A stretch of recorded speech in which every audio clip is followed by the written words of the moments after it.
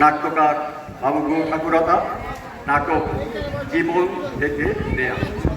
চরিত্র মনিরুজ্জামান, ফুটপাত, দাদা, তিনটে চরিত্র। আমি মনিরুজ্জামান।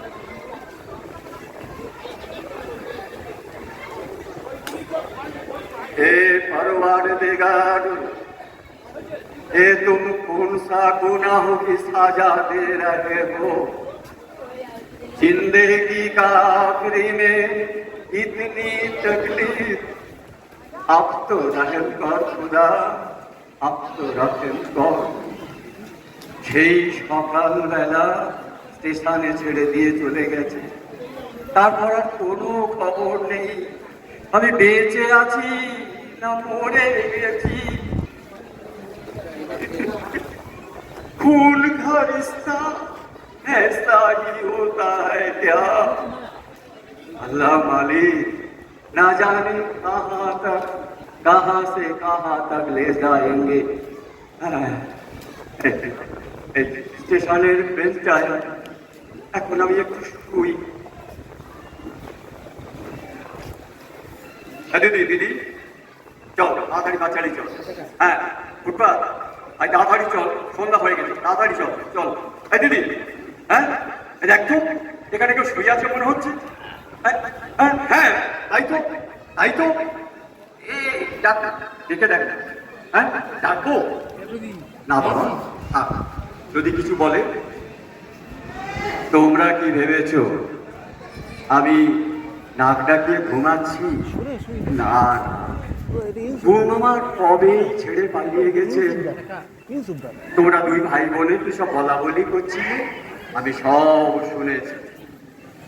না না, ও আমার দিদি নয়, আমি ওর ভাই নই, আমার নাম ফুটপাত। ফুটপাত? ফুটপাত আমার কারোর নাম হয় নাকি? হ্যাঁ হ্যাঁ হয় হয়, আমাদের মতো বেজন্মাদের হয়। বেজন্মা? কি বলছিস তুই, কি বলছিস? হ্যাঁ হ্যাঁ আমি ঠিক বলছি, বেজন্মা বেজন্মা বেজন্মা। আমার জন্মের পর ওই সালামধারী ভদ্রলোকেরা ওই ফুটপাতে আমাকে ফেলে দিয়ে গিয়েছিল, আর তিনটে কুকুর আমাকে সারা রাত আগলে রেখেছিল। ওই কুকুরগুলোর মধ্যে যে মমত্ববোধ আছে এই সব ভদ্রলোকগুলোর মধ্যে তা নেই। তাই আপনাদের ঘৃণা করি, ঘৃণা। জানো বাবা, আমি জানি না কি আমার ভাষা, কি আমার মা, কি আমার বাবা, কি আমার ধর্ম। তাই প্রতিদিন আমি মন্দিরে যাই, ঘন্টা বাজাই, মসজিদে যাই, রোজা রাখি, আবার চার্চেও যাই। আমি সবাইকে মানি, তার চেয়ে বেশি মানি আমার ওই দিদিকে। হ্যাঁ আমার ওই আমার আল্লাহ, খোদা, গড, ভগবান, ঈশ্বর, সব সব সব। এ পরবর্তীকার একই দৃশ্য দেখালে খোদা দিলটা খুশ হয়ে গেল। একদিকে মানুষ ধর্মের নামে, জাতের নামে, ভাষার নামে একে অপরের দুশ্মন বনে যাচ্ছে, আর অপরদিকে যাদের কিছু নেই, সর্বহারা, তারা কেমন একে অন্যের সাহারায় লড়াই করে বেঁচে আছে। ইনশাল্লাহ। তুই তো তোর পরিচয় দিলি না মা। বাবা আমার নাম রাধা, আমি বস্তি ঘরে থাকি, মানুষের বাড়িতে কাজ করে বাসন মেজে উঠোন ঝাড় দিয়ে খাই। হ্যাঁ আর এইগুলো আমার ভাই, আমার ভাই ফুটপাত। ফুটপাত থেকে কুড়িয়ে এনেছিলাম ওকে আমি। হ্যাঁ এখন তাহলে বাবা আপনি কোথায় যাবেন? বাড়ি চলে যান, ট্রেন বন্ধ, আজকে ট্রেন বন্ধ, বাড়ি চলে যান। না না, আমার তো কোনো বাড়ি নেই মা। তাহলে আপনি থাকেন কোথায়? হ্যাঁ তাহলে তোরা বস, আজ বস বস, আমি দেখছি তোদের সব বুঝিয়ে বলছি। আমার নাম মোহাম্মদ মনিরুজ্জামান, বাড়ি গুজরাটের সুরাট। বহুদিন আগে সেখানকার পাট চুকিয়ে চলে এসেছিলাম হাওড়ার ব্লুবেরিয়ায়, চাচাতো ভাইয়ের বাড়ি। সেখানে এসে একটা শিক্ষকতার কাজ পেয়ে গেলাম, বেশ চলছিল জানিস পা। ছেলেরা বড় হলো, লেখাপড়া শিখলো, তারপর চাকরি পেল, তারপর শাদি করে যেটা নিজের জায়গায় চলে গেল। বড়টা হায়দ্রাবাদ, ছোটটা এই মেদিনীপুরের দেবরা। আধি তা বাবা, আপনি আপনি সেখানে যাবেন না কেন? না, আমি সেখানে যাব না। এই দেখ না, দেখ, আমাকে আজকে তারা ছেড়ে চলে গেছে সেই সকাল 8টায়।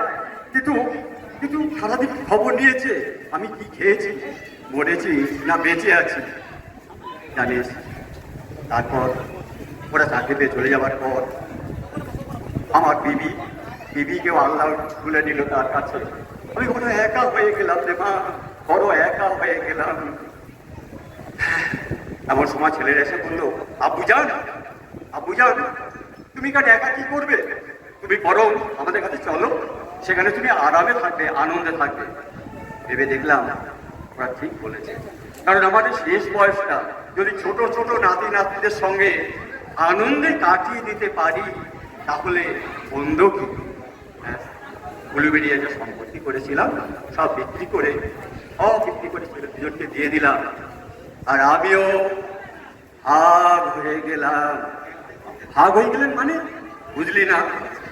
আমাকে ওরা ভাগ করে নিল আধা আধা। 6 মাস হায়দ্রাবাদ আর 6 মাস এই মেদিনীপুরে দেবরা বালিচক। ও আচ্ছা, আপনাকে তো আপনার ছেলেরা ভাগ করে নিয়েছে। দাদা বলছে আপনাকে তো আপনার ছেলেরা ভাগ করে নিয়েছে, কিন্তু দত্ত ঠাকুমা 2 ছেলে, বিরাট বড় সোনার দোকান, বড় বাড়ি, তারা কেউ তার বৃদ্ধা মাকে তারা সঙ্গে রাখলো না। বাবা মারা যাওয়ার পর তারা মাকে বৃদ্ধাশ্রমে রেখে এলো।